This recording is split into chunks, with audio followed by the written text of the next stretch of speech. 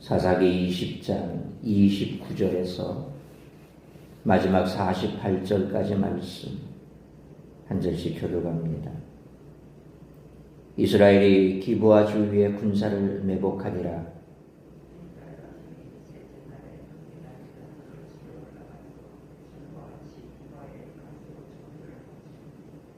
베냐민 자손이 나와서 백성을 맞더니 꾀임에 빠져 성읍을 떠났더라.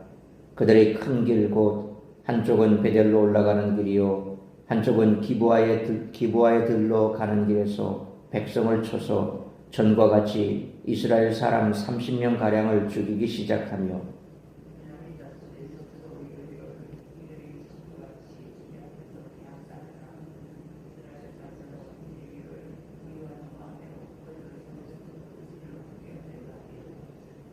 이스라엘 사람이 모두 그들의 처소에서 일어나서 바알다말에서 전열을 갖추었고 이스라엘의 복병은 그 장소 곧 기브아 초장에서 쏟아져 나왔더라.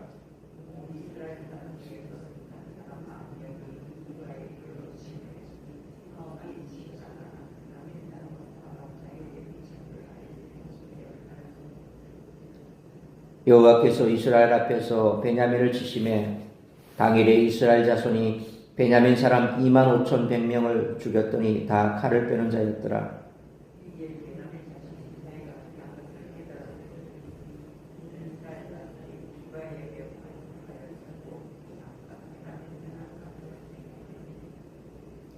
복병이 급히 나와 기브아로 돌격하고 나아가며 칼날로 온 성읍을 쳤음이더라.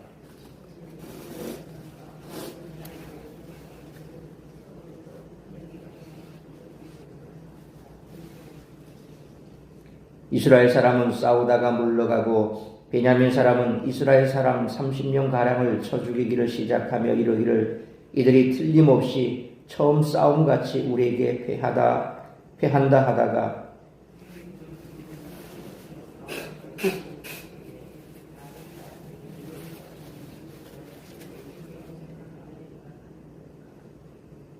이스라엘 사람은 돌아서는지라 베냐민 사람들이 화가 자기들에게 미친 것을 보고 심히 놀라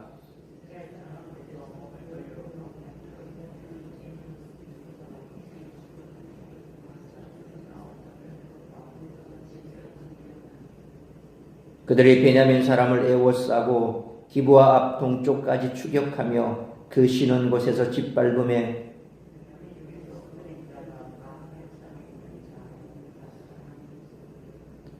그들의 몸을 돌려 광야로 도망하였으나 림몬 바위에 이르는 큰 길에서 이스라엘이 또 5,000명을 이삭 죽듯 하고 또 급히 그 뒤를 따라 기돔에 이르러 또 2,000명을 죽였으니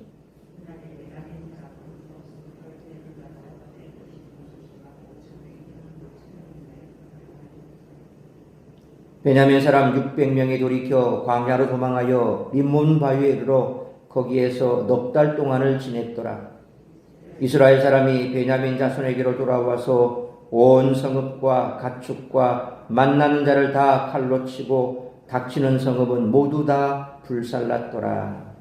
아멘. 베냐민의 남은 자는 600명입니다. 이스라엘 중에 한 지파가 거의 사라졌습니다.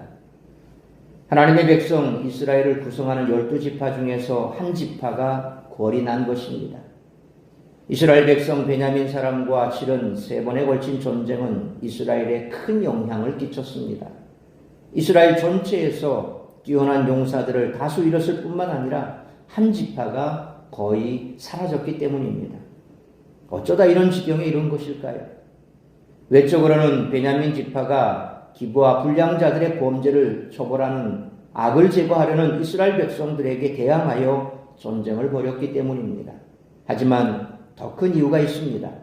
내적으로 이스라엘 백성들이 가나안 민족에게 거의 동화되어 가나안 사람처럼 되었기 때문입니다. 이스라엘 백성들은 가나안의 풍요와 문화에 매료되어 하나님의 말씀을 무시하고 가나안 족속을 쫓아내는 싸움을 거부하며 실용적 태도로 자기 임의대로 행했습니다. 실용적 태도가 무슨 문제냐고 할 사람도 있을 것입니다. 하지만 하나님도 그 생각에 동의하실까요? 만약 하나님이 실용적 태도로 사람을 대신한다면 어느 누구도 구원을 받지 못할 것입니다. 하나님은 구원할 가치가 없고 실용적으로 아무런 도움이 되지 않는 그런 자들을 구원하셨기 때문입니다.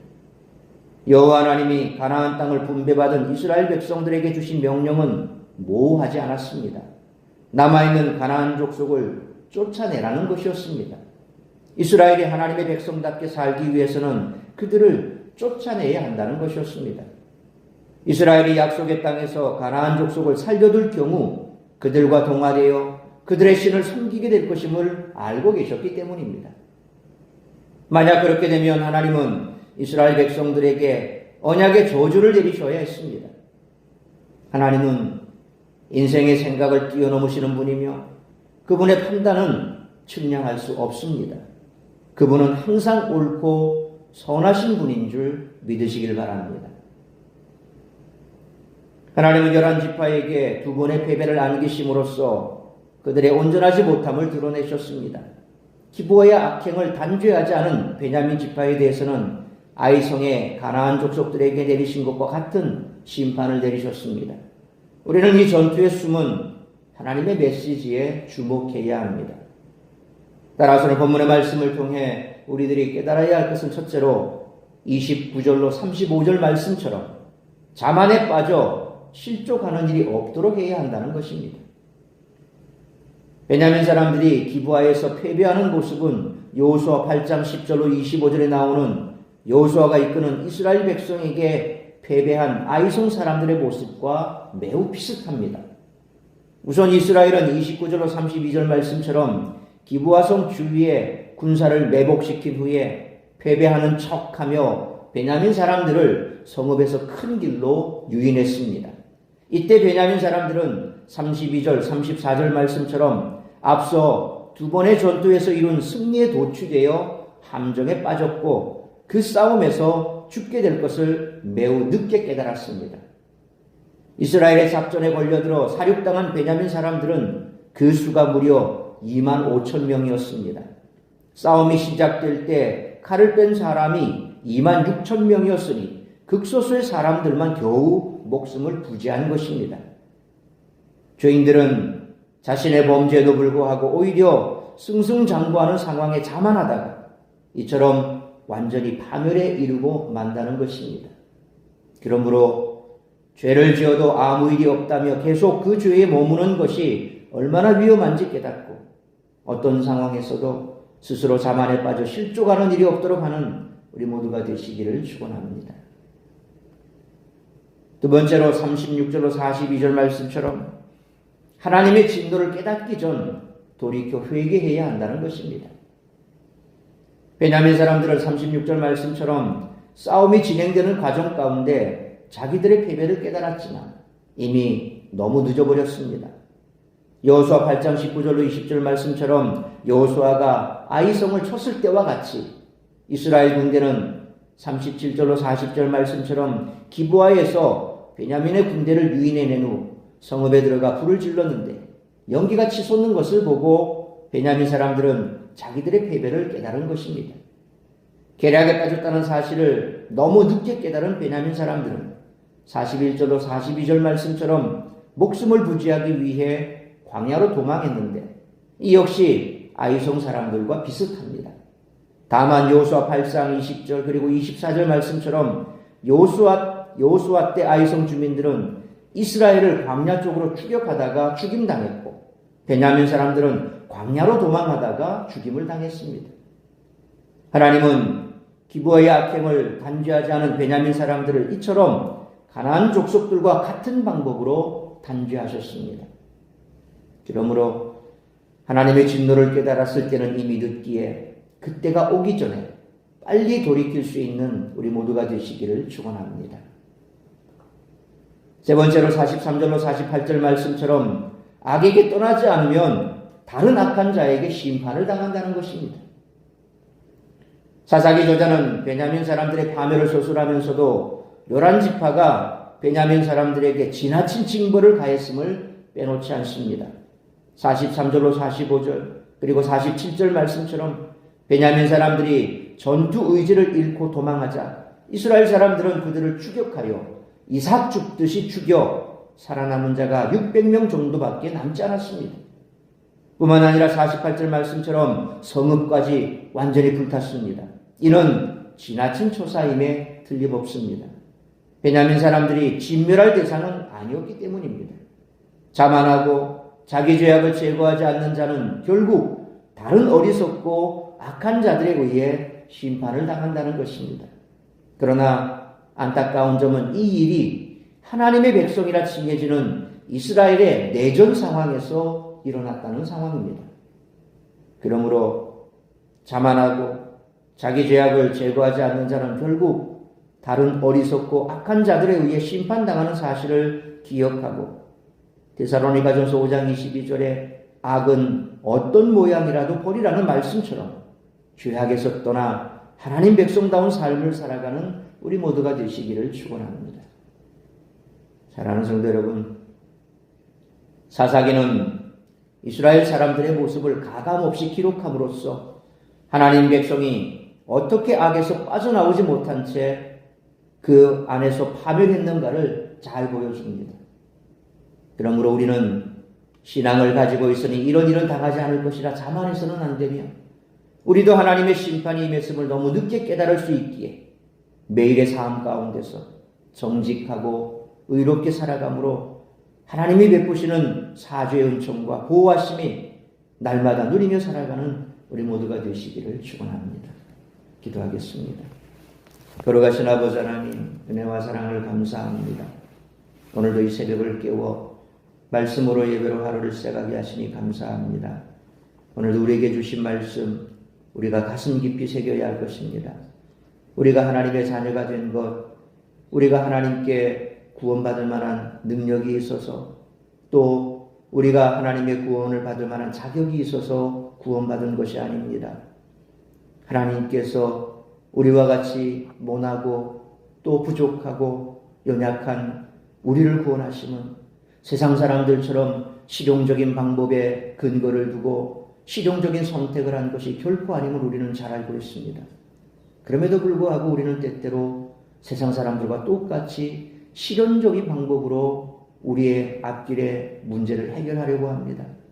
결국 하나님의 말씀에 근거한 하나님께서 말씀하시는 방법이 아니라 세상 사람들이 가는 그러한 그 길, 그 실용적인 방법을 쫓아가면 결국 그 방법이 우리를 올가매고 그 방법으로 인해서 우리는 어려움을 당한다는 사실을 잊지 말아야 할 것입니다. 우리는 세상의 가치관을 쫓아가는 사람이 아니라 하늘나라의 가치관을 따라 살아갈 사람이고 이 땅에 속한 사람이 아니라 우리는 하늘에 속한 사람이며 우리는 세상 사람들과 구별된 삶을 살아야 할 하나님의 백성임을 잊지 말아야 할 것입니다. 그러므로 하나님 백성답게 우리 또한 하나님의 말씀대로 살아야 할 줄 믿습니다. 말씀이 가는 곳까지 가고 말씀이 멈춘 곳에서 멈추고 하나님께서 우리에게 가장 선한 길로 인도하시기에 때로 그 길이 좁고 또 험한 길이라 할지라도 그 길을 통해서 우리는 구원에 들어가는 줄 믿습니다. 오늘 이 한날도 내 눈에 보기 좋은 대로 살아가는 삶이 아니라 하나님이 말씀하시는 대로 하나님이 인도하시는 대로 그렇게 우리가 그 길을 걸어가게 하시고 그 길을 걸어감에 있어 우리 속에 있는 어떤 악의 모양이라도 제거함으로 말미암아 세상 가운데 구별된 삶을 살아가며 하나님 백성다운 삶을 살아내는 오늘 한날의 삶이 될 수 있도록 인도하여 주옵소서. 간절히 비옵기는 여러 가지 많은 삶의 문제로 인하여 무너져 있는 주의 백성들, 오늘도 주님께서 그들을 위로하여 주옵시고 참으로 말씀대로 살아가기에 우리의 삶이 너무 버겁고 힘겹지만 그럼에도 불구하고 우리는 말씀을 붙잡아 살아가야 할 자들이기에 말씀대로 살아갈 때 우리 하나님께서 하늘의 힘을 주시고 막혀있는 삶의 문제들 풀려지게 하시고 답답한 삶의 문제들로 인한 마음의 무너짐 또한 주님께서 위로하시고 소망 주시고 오직 우리가 주님만을 바라보며 나아갈 때에 하나님께서 때가 되매 우리의 삶의 문제들을 해결해 주실 줄로 믿습니다. 오늘도 믿음으로 살아가게 하시고 믿음으로 승리하게 하시고 믿음으로 하나님의 영광을 드러내는 복된 한 날의 삶을 살아가는 우리 모든 성도들 될 수 있기를 간절히 빌고 소원하오며 이 모든 말씀 우리 주 예수 그리스도의 이름으로 기도하옵나이다. 아멘.